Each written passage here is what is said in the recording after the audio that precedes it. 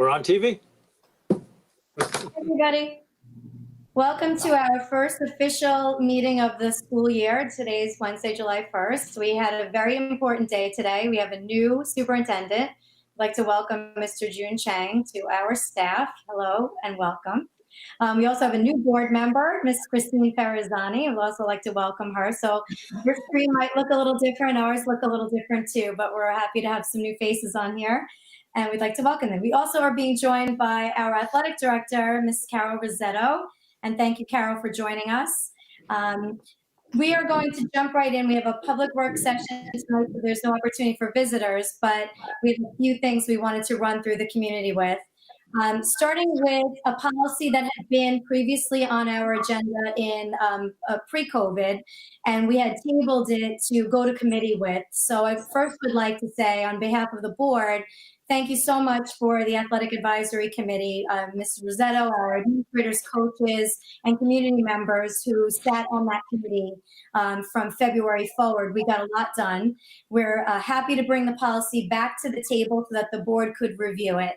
So just some information, we had looked at a policy together, had our legal team look at it, our athletic director, our teacher union president, our director of the arts, because this policy really is about tutoring, coaching, and professional services for a fee, remuneration, and consideration. So we invited Ms. Rossetto to kind of kick us off and talk about some of the highlights of where we're going with the policy, and then we'll open it up for the board for any comments.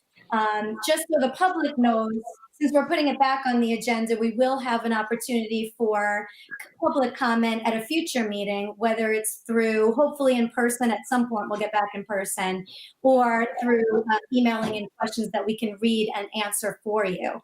So tonight, the board will just be running through the policy with Ms. Rossetto, and in the future, we will open it up to the public. So again, thank you for joining us, Carol, and I'm going to let you kind of jump in now as my co-chair of our Athletic Advisory Committee. Did we lose her or no? I think we lost Carol. We might have lost her at the worst possible time. Hopefully we'll give her a minute to join. But again, I would like to say thank you to everybody that served on that committee. They did a great job. We did get, we got really far into this. So basically what we had done was taken the original policy and broken it out into tutoring, music instruction, and coaching, because the policy previously had kind of had everything all together. So the Athletics Advisory Committee really focused on the coaching portion of this, and the tutoring and music instruction had, like I said, been run past others. So I know a lot of the changes here really happen within the coaching section, but the board's responsibility is to look at the policy as a whole, even though that committee is focused on one area. So hopefully Carol will be able to join us back, but I'm going to open it up to the board for any comments or questions about the policy. I have one question. I know tutoring, the statement is until approved by the superintendent. Music is until approved by the superintendent. And in coaching, in number 4, it says shall provide notice via email of said relationship to the athletic director upon assignment of participants. Should that also read until approved? Well, you know, notification. Right. So we went through various scenarios where coaching was different than tutoring, which is a little bit more straightforward, and music. Carol, did you join us by phone? You might be muted, but somebody joined us by phone. I'm just wondering if it's Carol or not.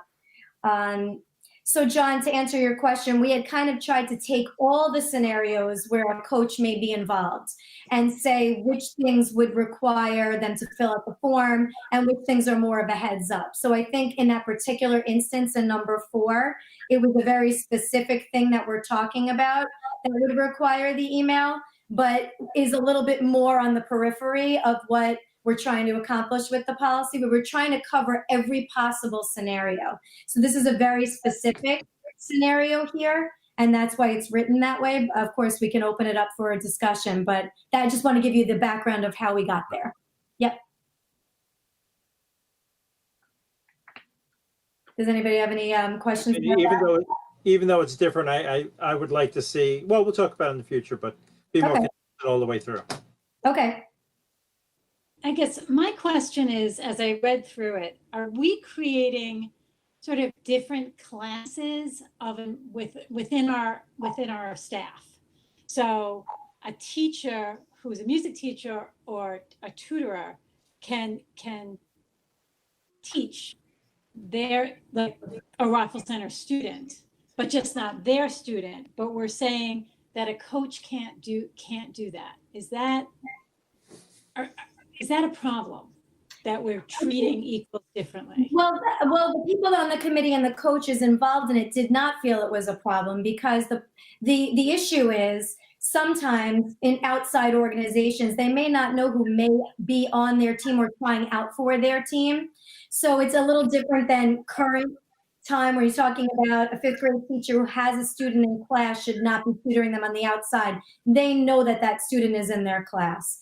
But with seasons, it might be a little bit harder to know what's coming and who may try out when you are working with them separately. So even the coaches felt like they were trying to cover it in a way of that there's a little bit more of an unknown with coaching versus teaching. And I think that that's where the comfort zone was about filling out the form or giving that heads up to Carol, making sure that everything is covered and that information is shared with the athletic director as best as possible. Looks like Carol's back. Yeah. Looks like She Karen. cannot unmute herself. Oh. So I have her on my phone. Oh, Okay, hold on, she's not answering. Sorry, go ahead. This is the technology fails us. I see her little C coming up on the screen. Hopefully she's coming back. In the meantime, I'll piggyback off Liz. I remember talking about this last year with the teacher portion, the tutoring portion. And it reads about not being listed on the roster for the following semester. And I remember we kind of gave the example in public last year about a fifth grade or a fourth grade teacher. Then how are they going to know who's on their roster the following year? Potentially they could be. I don't know if number one under tutoring needs a little bit of tweaking or not, but I do see what Liz is saying. It seems to be a little bit inconsistent when you're comparing the tutoring portion, the coaching portion, albeit I understand there are differences, but I don't know if the teaching portion or the tutoring portion is as clear as next semester. I'm not sure. Does that mean the half year, or what do we mean by semester, especially when you're dealing with elementaries? I think we deal with trimesters. So I think we have to just look at that term there and tweak it a little bit. I agree. And this is why I mentioned the committee really focused on that one section. This is why it's our responsibility to look at the policy as a whole. So we appreciate those thoughts, and because we really do need to look at this in its entirety, even though I know the committee focused on one section. So thank you. I think that's a great point. Any other questions about the policy or anything that the way it's written? I see Carol also is muted. I don't know if we can. Carol, Yes. Carol is through my phone. Okay. Did you have a question for her? I just didn't know if she wanted to add anything in terms of, again, I know she may have missed what I had to say about how we tried to basically cover all the possible scenarios. And there are many when it comes to coaching. If she wants to add anything, I'd be happy to hear what she has to say. Absolutely. Yeah, I did get cut off right when you started talking. So if I'm repeating myself, sorry. So the Athletic Advisory Committee worked on changing the coaching aspect of this policy. We had parent visions. We had 4 coaches representing male, female, middle school, high school. We had booster club presidents. We had high school principal, middle school principal, myself, 2 board members, and we really felt it was a very collaborative effort. We went back and forth, we tweaked it. We feel that it's very specific to coaching. We feel it's very fair, and there are no gray areas. So I think this protects the coaches, this protects the district, and we are all very comfortable with making this recommendation to the board for the coaching. I think the history of this form, if I'm correct, is it started as a tutoring form, and then it kind of music just got added in, then athletics got added in, and I think by trying to condense it into the same policy for all three aspects, created a lot of gray areas for coaching. So I think by having all three separate and with each identifying characteristic of tutoring, of coaching, of music, I think that we made it very fair, and that the fact that the form now that the employee has to fill. Oh no. We may have lost her again. I know she was about to talk about the form, which is the second piece of what we looked at. And the form also we broke out. Is she back? And this will be part of the application process for all of the coaches during each season. You cut out for 1 second there, Carol, but I know you were saying that the form for the coaching, we really made sure was much more specific because the general form was not really encapsulating everything we needed to do for music, for tutoring, and for coaching. So we kind of separated that out as well. Correct. And then I think the last thing that I said was the coaching application. This will be part of the coaching application process during each season as well. Right. Okay. Thank you. You're welcome. Thank you, Carol. So are there any questions from the board members about anything that has to do with 6480 or 6480F, which is the form? And again, the form has 3 different versions. I do agree with John and what Kelly said, that we do need to look at it a little further in terms of why the superintendent wouldn't be required to sign off on the coaching as well and the form. There is a section, Christine, though, in the coaching where the superintendent is involved. That's a number 2. Right. So I think we just have to take a look at it and see that there's consistency, but there is a section for that as well. I read that. I knew there was that piece, but in that second piece that he just brought up, there isn't one. It's a nuance. I wasn't involved in the committee. I wasn't on it, so I don't know the thought process behind it, but I do think we need to look at it a little further. Okay. Tara, are we taking this at stage 1? I was going to ask Jackie that as well. I think that we have it at stage 1. We are trying to get this policy in place for the school year because coaches will be appointed shortly. And I know Carol's been speaking to coaches about what the expectations are. And I would like to get this in place. So I would like to move it forward. And then we can decide how quickly we would like to keep going and moving it forward as we go. Because, again, the public hadn't had a chance to take a look at the new policy, I want to move it forward, but still have that opportunity for the public. So I advise that we move it forward if there's no objection, and then have public comment at the July 16th meeting coming up. Can we send this out to the public? Yes, I'd like to have it posted. Yes, exactly. We'll have it posted, and then It's already part of the agenda, posted as the agenda. So It's out. they can pick it up now. it's Okay. up, we can look at it now, and we don't know what kind of meeting we'll have on July 16th. So depending on if it's live, you're welcome to come. If it's live stream, then we'll just ask you to write in the questions and we will answer them for you. Is the board, any objections to moving it forward one more stage? No.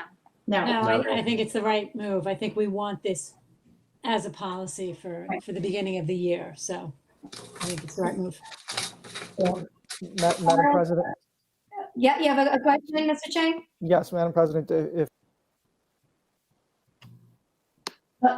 June, I think you muted by accident. Yep, okay, there we go. did I tap it twice? All right, Yeah, sorry. okay. Just as a point of clarification, Madam President, I just want to make sure I'm hearing it clearly. Is it the addition of a layer of the superintendent? That's one concern in one of the components, right? Okay, and then the second concern that I'm hearing was from Madam Chair, Trustee Dion, is that the classification, we may be differentiating one over the other. Is that the other concern? Yes, my concern is that we're treating coaches differently than we treat music teachers or just subject teachers. Is that, so let me, I just want to, one more clarifying question to that is that, are we, apart from the title, are we talking about the action of, is that more important? No, I guess that's my point. My point Gotcha. is they are all teachers, Mm-hmm. but if you teach and you're coaching, it seems like the way I read it, maybe I'm reading it wrong, Mhm. but it seems like the people who are coaching are being treated differently than the people who are teaching music or teaching algebra. Even if you look at the section on the music, there is that extra component where at some point, if you have to make a determination that someone gets a role or an honor or an award, that there's an extra layer in there too. Besides just you teaching them as a music tutor. So Absolutely, no, 100%, and that's been there for years, and I think that is now codified for coaches.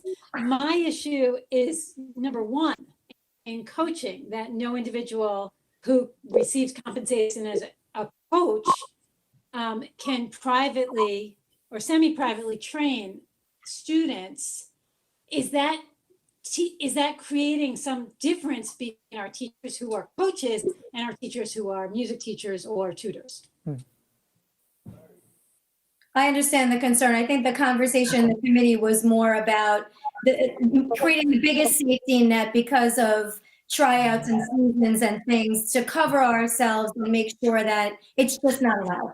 We were making the determination that we were not allowing it. And that's what we were trying to capture in the policy. So it may be slightly different than tutoring, but that was the intention of the way the policy was written and suggested from the committee. So I just want to be clear with what there was on the committee and carry it forward. That was a clear intention. We were drawing that line right there that it would not be allowed.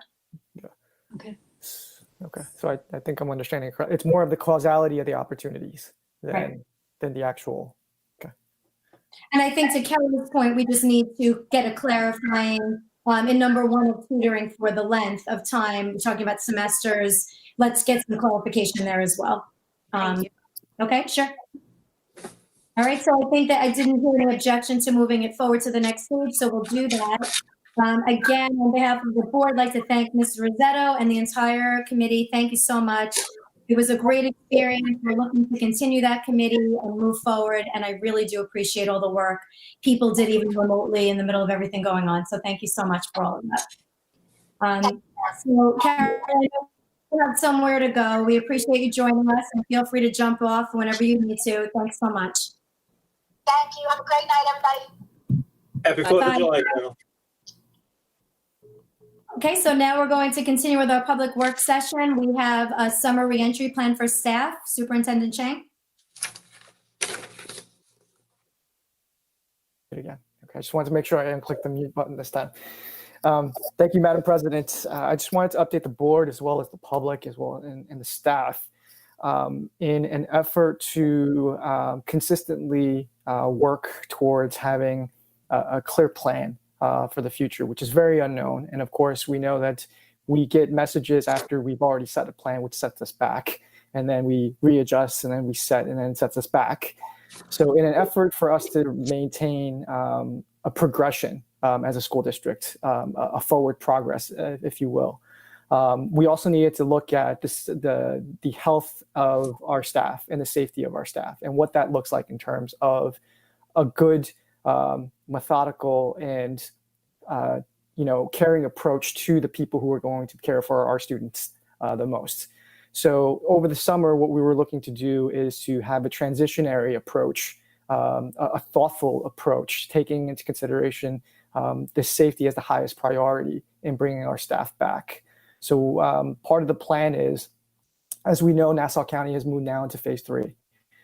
We took that into consideration, thought about all the things that we need to have in place and moving forward, and can we operate continuously and in a progression that helps us get to where we want to go, and also kind of get us into a mindset of maybe and give us some hope to come back, to put our mindset into a place where our staff feels the energy, feels the hope, gets excited about this new school year, which is what I'm really trying to get at with our staff, with our students, with our community, is to kind of show that we're looking towards that very thoughtfully and with safety at the forefront, but also hoping to ensure that we could get everyone back in a rather smooth manner, and the best that we can, given the situation that we're in. So as of July 6th, which is next Monday, making sure that we allow for all safety parameters to be in place, our summer office staff, as well as our administration, will be back in the buildings. And when they're back in the buildings, we'll be 2 days on, 2 days off. Again, just making sure that we are, keeping the distance, keeping safety as a priority, not putting any of our other staff who may feel a certain way about these situations and can't speak up about it, to kind of give them the space to feel as safe as possible in the transition of coming back to the buildings and able to do the work that we need them to do and that they want to do. I know in having all my conversations over the past 6-7 weeks, I know a lot of people are eager to get back as well. But we're going to do it in a progressive manner. We're going to do it in a manner that transitions us so that it's not just one day, it happens and we're all flushed back in. I think in order for us to find success for our students, we need to, lay that foundation down for our staff as well as, our administrators to be in that mode. So we are going to do it in the safest manner possible. And of course, we're going to take a very slow kind of approach, taking a cautious approach before making any other decisions. And we're going to do it in phases as well. We're going to look at it over the next couple of weeks. This transition of bringing the staff back, we're going to look at it over the next 3 weeks, see how we're doing, see if there's any other information that's happening. We're going to look at the science of what's happening with COVID and then make a further decision at another checkpoint. I'd like to be able to constantly put some barometers where we can kind of say, okay, we've passed another hurdle, now we can take another step. So that's the approach that we're going to take over the summer. And similarly to that, this will mirror the approach that we're going to take with our students and with our teaching staff. We want to be very methodical, partly because we don't know. We don't know what's going to be demanded of us.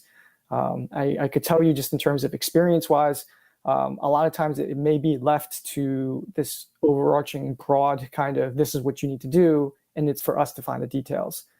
So because of that, having that slow progression and planning, allowing us to be able to plan, be in a situation where if things are to shift, that we can, quickly adapt without hitting too many road bumps, and being able to put ourselves again in a situation for our students to be successful. That's our number one priority. So with that in mind, you'll see that we're going to be putting together a board committee on reopening, which will work. Currently today, I had an hour-long meeting with the administrative staff, with the teachers union rep, with principals, cabinet members, just about organizing ourselves so that we're ready for the next couple of days in terms of building subcommittees and really thinking into some of the things that I mentioned in the letter that I sent out today, areas that we know that we need to be prepared for, like safety, instruction. What are we doing with instruction, with mental health, and co-curricular services? Those 4 things are going to be front of mind as we look at all the other potential possibilities moving forward. So as we do this type of work, we want to be able to share that with the board and the committee that's going to be put together by the board, as well as put out as much information. The worst thing that we could do, I know that I feel it as well, when you're left kind of without information, there's gaps. So we want to try to be able to provide as much fillers as possible. We might not be able to give you everything because we don't know everything, but the things that we know that we hold within our control and things that we should be possibly looking out for, we're more than happy to have that conversation and be able to put that out into the public for everyone to kind of see and, get an understanding of what we're thinking and how we're going to bring about a successful 2021 school year for our students and our staff. So that's kind of the mindset in terms of the staff reopening. It's progressing into the students and the full teaching staff, and then ultimately coming back into September. I'm a firm believer. Let's drive it with positive energy as much as we can, and where we need to struggle and adapt, we'll struggle and adapt, and we'll come out, better for it on the other end. So that's the way we're going to keep plugging ahead. So look forward to hearing from us some more over the next couple of weeks. Thank you. And I know you've been busy, and we really appreciated, as a community member, that letter that you sent out. That really puts everybody at ease, knowing that there's a plan in place. Again, we may not know exactly what it looks like, but we're well prepared, and there's lots of conversations happening. So we really do appreciate you communicating right from day one, and right to everybody's homes. Thank you for that. Any questions from board members regarding the reentry plan for staff? No? Okay. Thank you. I know also, Mr. Chang, we're going to be getting an update on the summer program. Yes, I'm going to refer a little bit of that to Noreen, because I know she had the program that she went and saw today. So we do have summer programs that are going, and we do have special ed summer programs that are live and in place, and we're happy to be able to offer that. In fact, we're very proud that I'm very proud as a superintendent on day one, knowing how committed everyone was to try to ensure that we're able to afford some quality programs over the summer, whether they be optional or mandatory, based on the services needed. I'm extremely proud of the fact that everyone was fully engaged, was fully on deck. Noreen did a wonderful job of getting the program staffed and getting the people all up and running.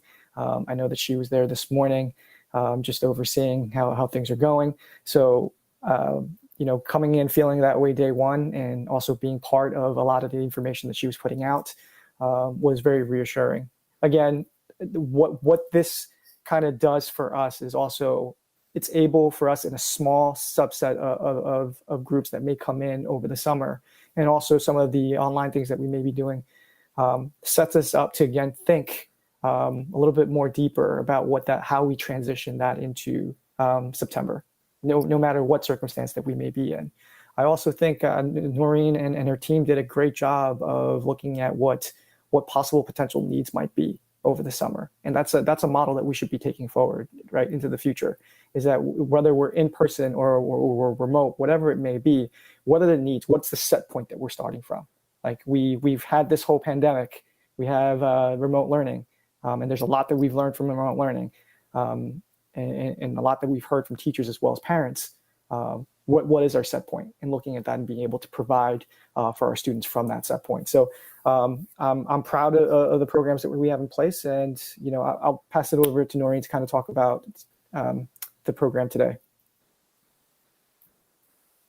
So I wish I could show you publicly the pictures I received today from providers, and I could have videoed the faces of these children. I got to Hewitt today, and there wasn't a crowd today. It was just a small handful of children receiving related services in person, but it was that would have just told the story, and I could have just showed you the picture and moved on. So really wonderful. As I said before, the summer program's bifurcated. We have one program that's about enrichment and remediation, and then the other program that we have to plan for is for special education related services and special class programs that are state approved program. So just very briefly, I'll give an update on the enrichment and remediation. We have about 300 seats registered for summer enrichment, which includes 45 children doing kindergarten pre-readiness skills and 80 students that have opted for one of the academic classes, either ELA and math, to bolster their skills between grades K and 8. About 175 seats are, I say seats because some children could be registered for a couple of classes, are registered for the summer enrichment program. So we're really excited about that. That means it can run. It means that it's going to be intact. So that's all good and very exciting. The academic, and they'll start July 20th, those programs that I just discussed. The academic seminars that we're offering at the high school, and those are for classes that students have just finished, but would help them with subsequent coursework. And that registration's had a much slower start. The registration started about a week ago, and we really do not have, I think there's at this point about 28 students registered. So Chris Sapia is heading up the high school program in both the remediation and the academic seminars. And so we have some plans to send reminders out to the public about registering for those classes. So you really should consider it. It's a great opportunity. I'm sure it's the last thing kids want to think about is to get back on remote learning or do coursework at this point in time. So maybe after a little bit of a rest, they'll be more inclined to register. But just don't forget about those seminars in August. And our summer program principal, Keith Eckert, is continuing to get registrations and plan for our remote summer enrichment program. So that's all gone very well. On the special ed side, as I said, it was really wonderful seeing some children today. The related services that were provided in person was mutually agreed upon between provider and family. All of the protocols were put in place, and I'll tell you that all of the effort and work it took in putting all of those things and buying all the supplies and being prepared was well worth it when those children arrived. So hopefully it'll do some good. There are a number of children receiving the related services remotely. As I said, that some parents were uncomfortable with the in-person program, and as were some providers. So I think that's all worked out as best it could. The special class program started today as well. As you recall, I said that class will run for 3.5 weeks remotely. There is a primary, intermediate, middle school, and high school program this summer because of the Camp Anchor limitations and constraints this summer. On July 27th, those programs will go in person. I received some pictures of a goodie bag that was distributed to all of the children in the secondary program by the secondary teachers so that they could participate in remote instruction. And so they were off and running today, and that all went well as well. And as I mentioned earlier, I said there were 3, but while the meetings were going on, there was a 4th director that just wrote to me and asked if we could fit any more kids in. So at the risk of having my staff run me out of town on a rail, at some point that'll close, but we're really happy about it. And I do have to give a lot of credit for some incredibly dedicated staff members that were not only willing, but enthusiastically participating in this program this summer. Just really amazing people with hearts of gold and really, really some great talent. So I'm very pleased that we were able to pull this off, and I'll keep you posted. Thank you. Thank you, Dr. Leahy, and thank you to your staff, everybody who's involved in the summer program. Any questions from board members?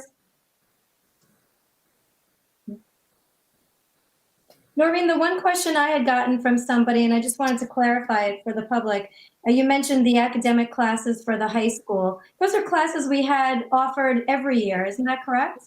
Not the academic seminars, the remediation program we offer every year, yes. And that's running very much like it did in person. It's an hour and a half. There's 45 minutes of, we're calling direct instruction, teacher teaching, interactive, and then 45 minutes of guided practice where the teacher stays with the class and has them doing some independent or group work. That's so kids can pass courses that they did not successfully complete during the school year. And there's some middle school classes that are very similarly set up. The new courses are the academic seminars. That was done as a result of the closure to try to give a little bit more, additional skill development for kids, like say going from IB English 11 to 12, finishing geometry, finishing algebra, finishing global 9, finishing global 10, anywhere where you feel like you want to have a little bit more, just a little bolstering of skills before they move on. So that's what's new. There was some suggestion that they would be positively received. So I think, I think this is a matter of just timing and people taking a breath after the school year, and hopefully they'll come in and take advantage of those courses. So we'd like to run them for those that are interested. Thank you. Any other questions?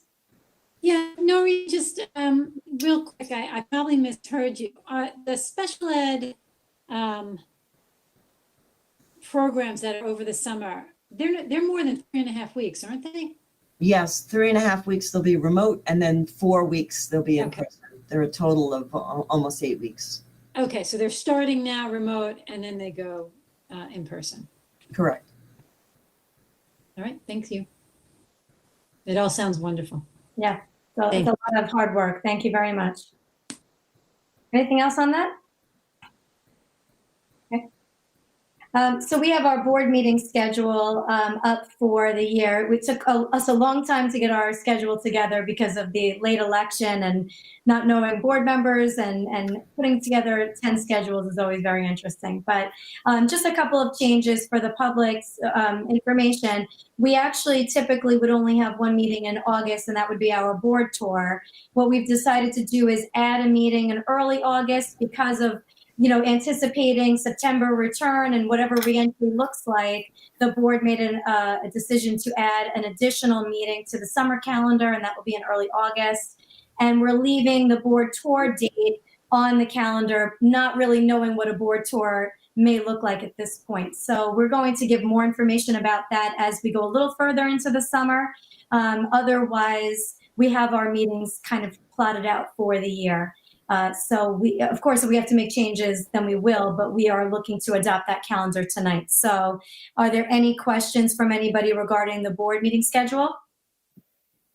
No. No. I guess I have one question, and I don't know who it's really for. So do we need 5 budget work sessions? Madam President. Trustees Dion, if I may, I'm going to evaluate that in terms of what we do moving forward. I'm sure Robert and I will sit down, as well as Chris and Noreen, and we'll start having some discussions about what our presentation actually looks like for this year, and then we will come back to you and let you know. I think, again, it's one of those things that I would like to assess a little bit more, have a little bit more time to take a look at, and then come back and be able to make a recommendation from that point on. So in order to move forward, can I remove all budget work sessions from the calendar and publish it without any budget work sessions and add them as we get closer? Or do you want to leave them as meetings and not designate them budget work sessions? I think that's the Right. better way to go. So you have them designated as meeting dates. That's what I would recommend. Trustees Dion, what would be great is if we could work through the finance committee over the next couple of months before we even get to, say, September, and getting an idea and a sense of what might be most effective. And it may take us a little bit into September. We're going to start budgeting in October anyway. So if we could work through that and then maybe report out exactly what we're going to be doing, maybe a good way to also give the public an idea of how we would be presenting out the budget for this year. Okay, so there's 3 dates that I'll keep on there. One is a preliminary budget hearing, which is dictated to us by BOCES. The other is a budget hearing, which has to be a certain number of days prior to the budget vote. And then the third is the budget vote. Right. Okay. That Very sounds good. good. Thank you. Any other questions on the calendar? No? Okay. Completing our items for discussion. So I'm going to look for a motion to approve the minutes from the public work session on June 17th and for the annual election and budget vote on June 9th. Which was really June 16th, sorry. So moved. Okay, a second? I second. Any questions? No. All in favor? Aye. Aye. Can I have a motion to approve the financial reports as listed? So moved. A second? Second. Any questions? No. All in favor? Aye. Aye. Can I have a motion to approve receipt of financial reports as listed? So moved. A second? Second. Any questions? No. All in favor? Aye. Aye. Can I have a motion to approve board action A through H? Yeah, A through H. So moved. So moved. A second? Second. Any questions? No. All in favor? Aye. Aye. Can I have a motion to approve the addendum of the personnel's action report? So moved. So moved. A second? Second. Any questions? All in favor? Aye. Aye. Any abstain? Aye. And we will not require an executive session, so can I have a motion to adjourn? So moved. And a second. Second. Aha. All in favor? Aye. Aye. Okay, so our next meeting will be on July 16th, and we will let you know if we will be able to see you in person or if we will be doing a live stream. Thank you so much. Thank Happy you. 4th of July, everyone. Happy 4th of July. Aye. Welcome, June. Thank you very much. Thank you, Jim. I appreciate it.